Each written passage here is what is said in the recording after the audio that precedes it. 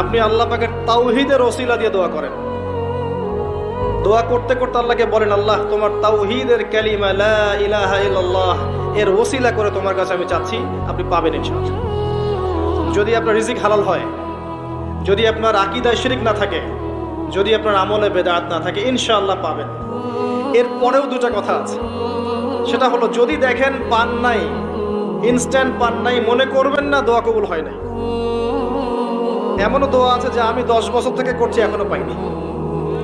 এমনও দোয়া আছে আমি নিজেই 10 বছর থেকে করছি, আমার কাছে মনে হয় 2009-10 সাল থেকে আমি করছি, এখন পর্যন্ত পাইনি, ইনশাল্লাহ পাবো। তো ইনস্ট্যান্ট সব পেতে হবে এমন নয়।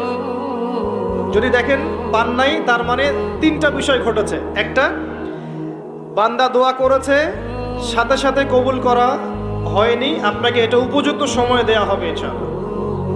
2 নাম্বার,